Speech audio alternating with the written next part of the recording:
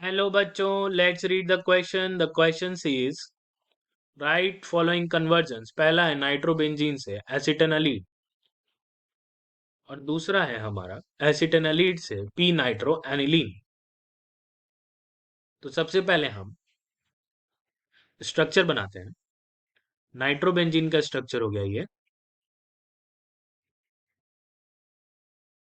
और एसिटेनलीड का IUPAC name होता है वो होता है एन फिनाइल इथेनामाइड. अगर हम उसका स्ट्रक्चर ड्रॉ करें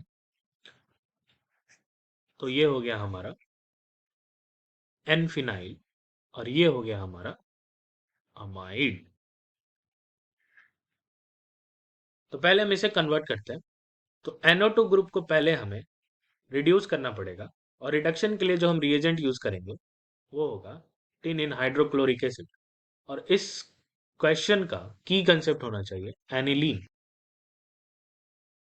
तो जब हम एक रिड्यूसिंग एजेंट का इस्तेमाल करेंगे तो NO2 ग्रुप जो है वो NH2 ग्रुप में कन्वर्ट हो जाएगा, और हमारे पास कंपाउंड जो ऑब्टेन होगा वो होगा एनिलीन. एनिलीन के बारे में जान लेते हैं. एनिलीन जो होता है ये, इसका जो NH2 ग्रुप होता है ये रिंग को एक्टिवेट करता है, रिंग एक्टिवेटर, जिसके कारण ring reactivity is very high. तो हमें कभी कभी इतनी ज्यादा रिएक्टिविटी की जरूरत नहीं पड़ती है, तो हम इसकी रिएक्टिविटी घटाने के लिए एसिटाइलेशन करते हैं. और एसिटाइलेशन के लिए जो हम रिएजेंट यूज करते हैं वो होता है एसाइल क्लोराइड और पाइरिडीन. और जैसे ही हम इस रिएजेंट से इसे ट्रीट करते हैं हमारा एन फिनाइल इथेनामाइड बन जाता है, और बाई प्रोडक्ट में HCl हमें मिलता है, HCl आउट. अब यहाँ पे पाइरिडीन का रोल आता है. पाइरिडीन एक बेस है, HCl के साथ रिएक्ट करता है और सॉल्यूशन का एसिडिटी डिक्रीज कर देता है. तो हमने इसे समझ लिया कि हम नाइट्रोबेंजीन से एसिटेनालाइड कैसे बनाएंगे. हम नाइट्रोबेंजीन को ट्रीट करेंगे SnHCl से. ये एक रिडक्शन रिएक्शन है, और जो हमें ऑब्टेन होगा वो होगा एनिलीन. एनिलीन का NH2 ग्रुप रिंग एक्टिवेटर का काम करता है और रिंग की रिएक्टिविटी को बहुत ज्यादा बढ़ा देता है. तो उसे हम डिक्रीज करने के लिए एसिटाइलेशन करते हैं, जिसके लिए हम एसाइल क्लोराइड और पाइरिडीन का इस्तेमाल करते हैं. तो हमें N phenyl ethanamide compound obtain होता है, और साथ ही साथ HCl भी ऑब्टेन होता है. यहाँ पे पाइरिडीन पाइरिडीन जो होता है वो स्ट्रॉन्ग बेस होता है. वो HCl से रिएक्ट करके सॉल्यूशन की एसिडिटी को डिक्रीज कर देता है.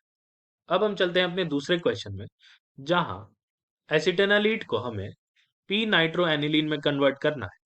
पहले हम स्ट्रक्चर बनाते हैं. एसिटेनिल सेम एन फिनाइल इथेनामाइड है, और इसे कन्वर्ट करना है हमें पी नाइट्रो एनिलीन में. तो ये हो गया हमारा पी नाइट्रो एनिलीन.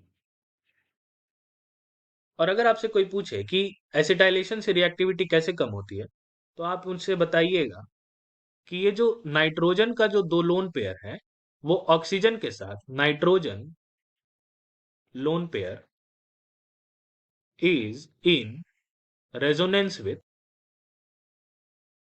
ऑक्सीजन. तो जिसके कारण रिएक्टिविटी जो होती है वो डिक्रीज कर जाती है. तो अगर हम अब इस कंपाउंड एन फिनाइल इथेनामाइड का नाइट्रेशन करते हैं, जिसके लिए हम रिएजेंट यूज करेंगे कॉन्सेंट्रेटेड HNO3 प्लस H2SO4, जो हमें देगा NO2 प्लस इलेक्ट्रोफाइल. और ये इलेक्ट्रोफाइल एन फिनाइल इथेनामाइड से इलेक्ट्रोफिलिक सब्स्टिट्यूशन रिएक्शन करेगा, और जो कंपाउंड जनरेट करेगा मेजर कंपाउंड वो होगा पैरा सब्स्टिट्यूटेड, और इसका नाम होगा पी नाइट्रो एसिटानिलिड. और अब हमें केवल क्या करना है, इस ग्रुप को चेंज करना है NH2 ग्रुप में. तो हम उसके लिए हाइड्रोलाइसिस करेंगे.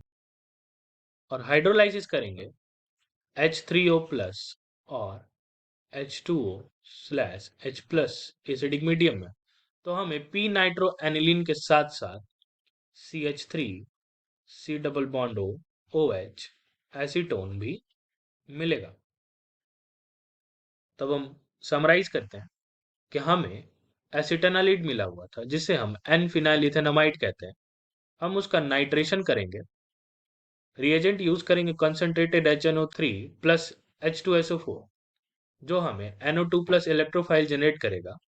वो इलेक्ट्रोफिलिक सब्स्टिट्यूशन रिएक्शन के द्वारा पी नाइट्रो एसिटेनालिड का जनरेशन करेगा।